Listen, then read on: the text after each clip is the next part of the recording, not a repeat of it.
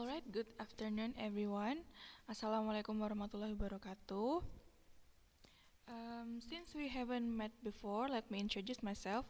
My name is Enggar Liska. You can call me Miss Enggar, and I am here to teach you English or Bahasa Inggris. And our topic today is about report text that will discuss about technology. But first of all, I want you to take a look at these questions and pictures. Have you ever used these platforms like Shopee or maybe Gojek, WhatsApp Business or TikTok? I'm sure that you have this kind of application in your mobile phone. So, what we're gonna learn today is about report text.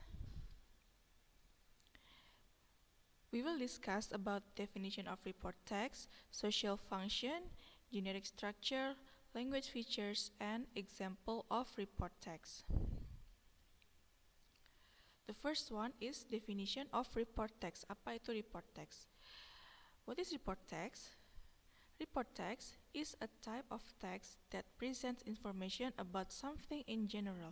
Jadi report text itu adalah jenis teks yang mempresentasikan atau menjelaskan informasi tentang sesuatu secara umum. Then, it gives factual information about things like animals, people, places, or objects. Jadi di report text ini menjelaskan tentang informasi faktual atau informasi yang real, yang nyata tentang sesuatu seperti hewan, orang, tempat, ataupun objek-objek lainnya. Lalu, we move to social function of report text, fungsi dari report text. So, the function is present information about things in general or give factual and scientific information to the reader. Jadi, fungsi dari report text ini adalah memberikan informasi tentang sesuatu secara umum, baik itu dari segi saintifik atau dari segi fakta, seperti itu. Next one, we move to the generic structure, struktur dari report text. Yang pertama, ada general classification. It explains the subject of the report. Jadi di general classification ini menjelaskan tentang subjek apa yang akan dijelaskan pada report text. Lalu, it gives general information about the subject. It may include the definition, the classification, or short description. Jadi di dalam general classification ini itu bisa saja termasuk dari definisi, kemudian klasifikasi dari sesuatu yang dijelaskan, atau mungkin deskripsi singkat tentang teks tersebut. And then second one, we have description.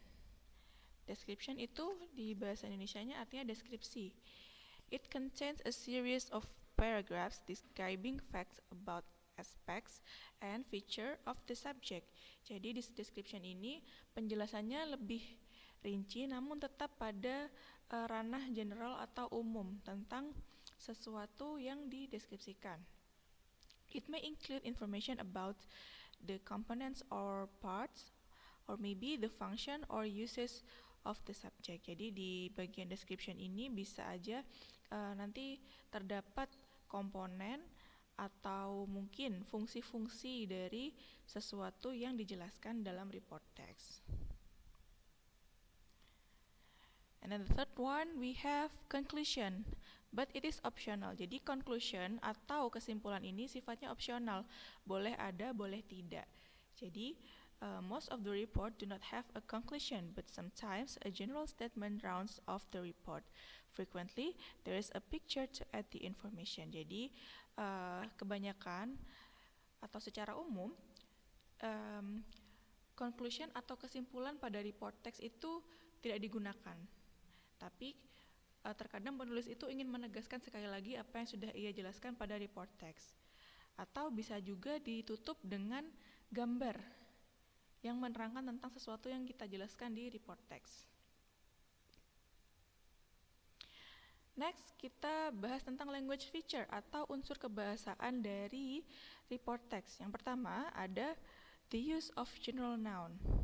General noun refer to all members of a category of class rather than a specific thing. Jadi, general noun ini sesuatu atau kata benda yang bersifat umum.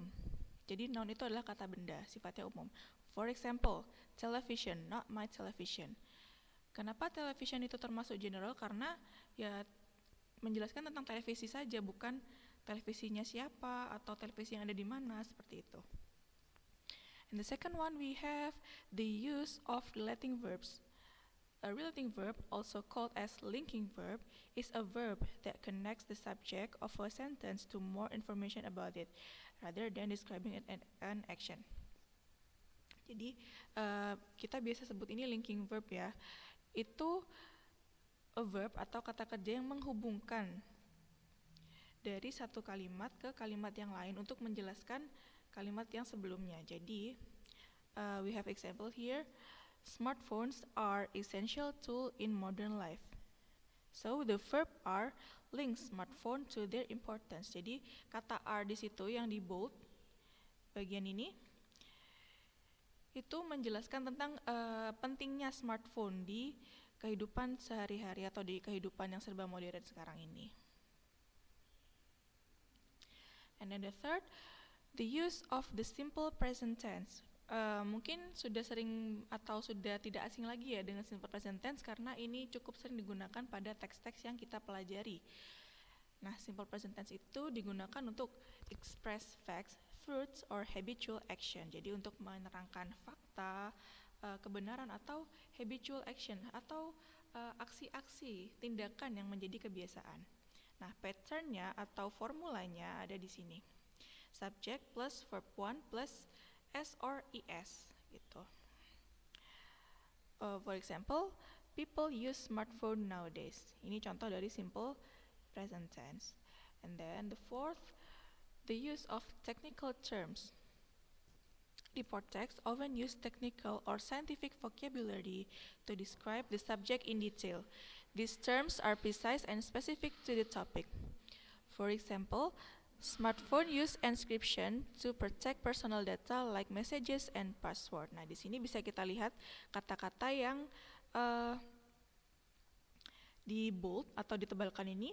Encryption itu kan sangat lekat atau sangat familiar dengan teknologi. Lalu ada lagi di sini passwords. Nah, kita sering dengar kan password di sosial media atau di device atau handphone yang kalian gunakan itu juga menggunakan password. Nah, itu kan juga saling berkaitan dan itu kata-katanya sangat scientific sekali. Next, the use of adjective. Adjective itu apa sih? Nah, adjective itu adalah kata sifat. Fungsinya apa? Kata sifat itu fungsinya untuk menjelaskan kata benda. Jadi, adjective is used to define noun. Nah, ini maksudnya seperti yang saya jelaskan barusan, untuk menjelaskan kata benda. For example, bad connection. Nah, bad ini adalah kata sifat atau adjective. Lalu connection adalah kata benda. Jadi susunannya adalah adjective dulu, baru kata bendanya. Adjective, noun, adjective, noun. Itu ya. And then, the use of passive voice. Passive voice is usually used when the focus is on the action. Jadi penggunaan passive voice ini digunakan ketika menjelaskan tentang action atau aksi atau tindakan. Lalu ada patternnya di sini, ada formulanya itu to be plus verb 3. Contohnya, AI is used to ease the work. AI digunakan untuk mempermudah pekerjaan. Is ini to be-nya, lalu used ini verb 3 dari kata use. Jadi plus d or ed di belakangnya. And then the last one, it is written in the third person. Report text use third person point of view. He, she, it, or they, because the information is objective and not personal. Jadi kebanyakan report text ini ditulis dari sudut pandang orang ketiga. Mengapa? Karena memang report text ini sifatnya objektif dan bukan pendapat personal atau pendapat pribadi dari si penulisnya. Itu. For example, Smartphones are used by millions of people worldwide. Lalu ini contohnya bukan yang seperti ini ya. I use a smartphone every day. Itu kan contoh yang lebih personal atau lebih pribadi gitu. Jadi kalau report text itu lebih ke scientific dan faktual. Nah, di sini ada contohnya yaitu tentang ATM atau ATM. Sering kita familiarnya tuh ya, kita pasti sering ketemu mesin-mesin ATM yang ada di pinggir jalan atau di sekitar bank-bank lah, atau mungkin ada di dalam minimarket juga bisa kita temukan ya.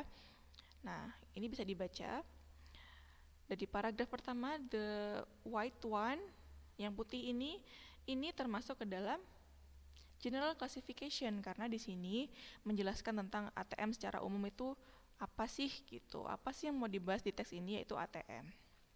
Lalu di paragraf kedua dan yang ketiga yang berwarna kuning ini itu menjelaskan tentang description-nya, namun tetap secara umum, bukan secara khusus. Misalkan ATM BCA atau ATM BRI itu bukan ya, ini ATM secara umum saja. Okay, now we have an assignment for you. You can scan the barcode and you have to work in group and then identify the generic structure and language feature of report text. You can make group in 5, consists of 5 students. Jadi setiap kelompok nanti isinya 5 orang dan mengerjakan tugas yang ada di barcode tersebut. Okay, I think that's all for today. Thank you for your attention. Wassalamualaikum warahmatullahi wabarakatuh and have a nice day. Thank you.